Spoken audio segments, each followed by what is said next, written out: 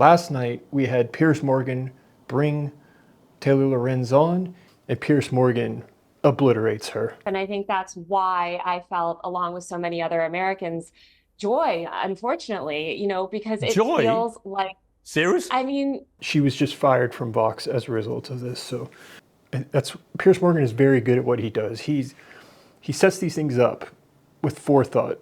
because again, We're this is a watching man the footage. responsible for How can death. this make you joyful?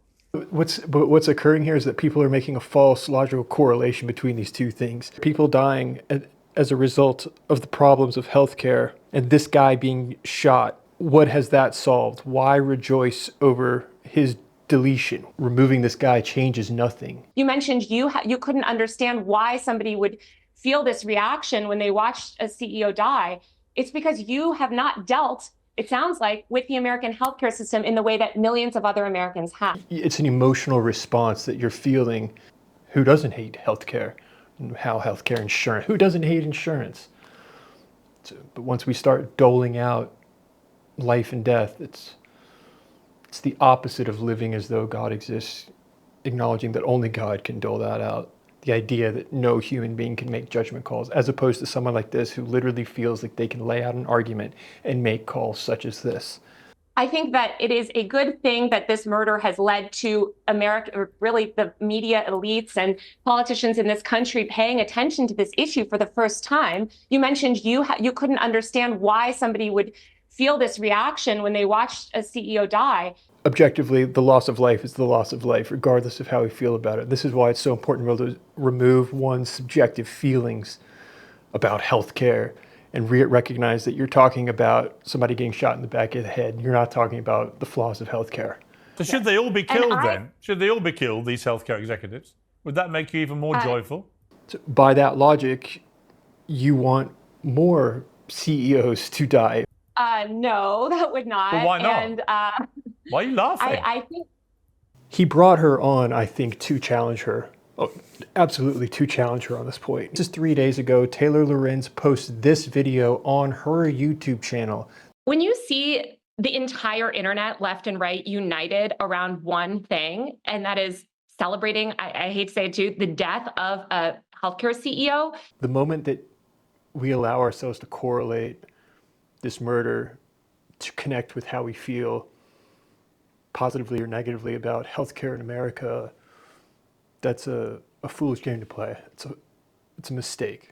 Of course, people are going to get a little carried away and celebrate, but they're celebrating because it feels like a victory.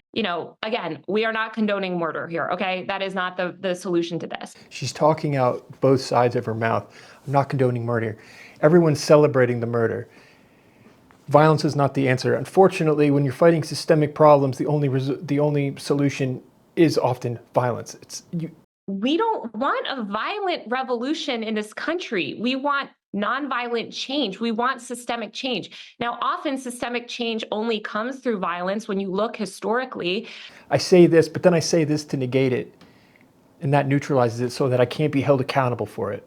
Do you think that his murder, Brian Thompson's murder, is a good thing? She called it a victory. Therefore, she does think it's a good thing, but let's see how she responds. I think it's a tragedy that a murder is what is forcing people in power to pay attention to this issue that is affecting everyone's lives. Again, there it is. It's unfortunate that it takes a murder to cause people to pay attention. I do think that loss of life is a tragedy. I'm very against death generally, as a principle. On the other side of that is that justifies it because people are now paying attention. Look at this outpouring of sentiment and see, this is a problem in society. This is something we should address before we see further violence, because we don't want violence. The insurance system is violent enough. Last night, we had Piers Morgan bring Taylor Lorenze on, and he pounced. He knew what he wanted to do, and he does it very well. I do believe in the sanctity of life, and I think that's why I felt, along with so many other Americans, joy, unfortunately, because it feels... And with those words, I felt joy, she ended her career because Piers Morgan did not let it go. He circled back and painted that picture. Serious? I mean, Joy in I a guess I would man's say execution? maybe not joy, but certainly not empathy. The moment that it comes out, she realizes it, and she spends the rest of the interview trying to walk it back. Piers Morgan does not let her get away. Yeah, Taylor, I don't mean to be rude, but why the f*** are you laughing all the time? I don't get it. Sorry, I'm apologies for my laughing language, because but honestly, I find it unbelievable. What are you laughing at? See, she realizes she's in trouble. Yeah, I take that back. Joyful is the wrong word, Piers. You But I think? said, Ooh, I might actually get in trouble for this. Hang on, let's not move on. I'm gonna. Tommy, you know, I keep And being by the told. way, let me hang just- on, wait, let hang me on, just Taylor. I'll come clarify. back to you. okay, Tommy, don't say I'm joyful.